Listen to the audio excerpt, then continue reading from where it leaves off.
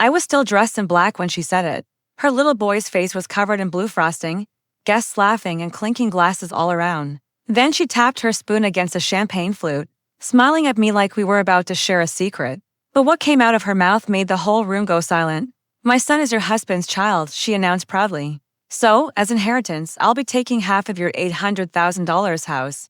She even waved a copy of his will in the air like a magician showing her final trick. I remember pressing my nails into my palm not to hold back tears. Those had dried long ago, but to stop the laughter bubbling up inside me. Because she had no clue what I already knew. I met Daniel when I was 23.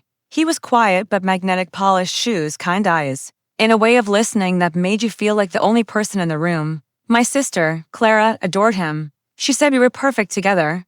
And I believed her. Why wouldn't I? She was my best friend, my other half. For 12 years, I thought I had both a faithful husband and a loyal sister. That was my first mistake, believing the two could exist in the same world. The first crack showed up last summer. Daniel started working late more often. At first, I brushed it off. But then I noticed how he'd glance at his phone during dinner, turning the screen away. How Clara suddenly avoided my eyes when she came over. One afternoon, I found his cufflinks on the floor of Clara's guest room. She laughed it off, said she borrowed them for a costume party. I smiled back and told her it was fine. But something inside me turned to ice that day. I didn't yell or accuse. I just started watching, listening, collecting. It didn't take much effort. Daniel had a secret email account, full of messages with Clara's name in the subject lines. Hotel receipts buried in his trash folder. I printed everything, labeled and dated it all. I didn't cry. I didn't scream. I built a case. 3 weeks before his accident, I met with Daniel's lawyer and told him we wanted to update our will.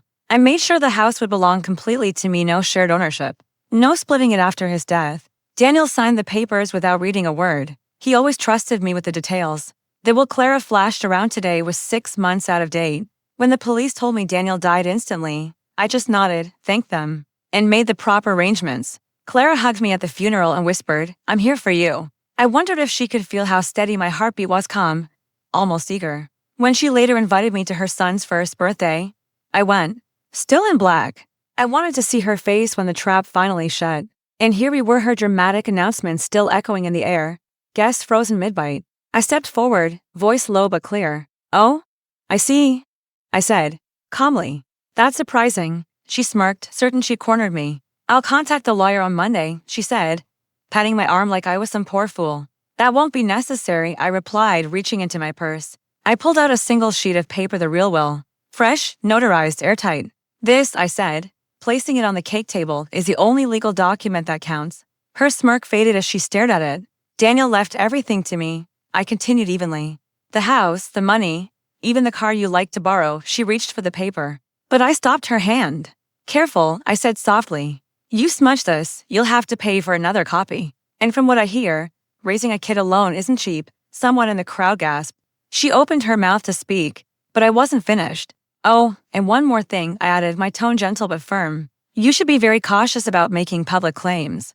About your son's father, especially ones that involve Daniel. There are laws against defaming the dead. And I have every message that proves exactly what you were doing while he was still alive." Her face turned pale. I leaned in close, just enough for her to hear me. "Push me, Clara," I whispered, "and I'll see you in court for alienation of affection. I'll take everything you have left, including him." She froze. The guests avoided her eyes, pretending to sip their drinks. The party dragged on awkwardly for another 20 minutes. Before people began leaving in small groups, Clara didn't say goodbye. I drove home in silence, my dress still flawless, my lipstick untouched. I poured a glass of wine and sat at the kitchen table, the same one Daniel and I used to share dinners at. I waited for grief or anger to surface. But what I felt was something else. Peace. Revenge isn't loud. It's not throwing plates or screaming in public. It's quiet. It's paperwork done right. It's letting someone believe they've won until they realize the noose was theirs all along.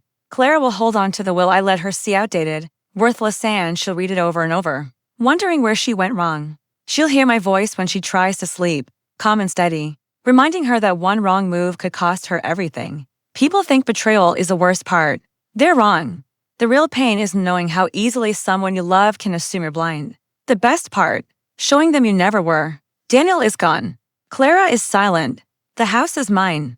And every time I walk through it, I can almost hear his voice teasing me, asking what I'm thinking. I'd smile, pour another glass of wine, and tell him the truth. I was thinking about the day your mistress tried to take half my house and left with nothing.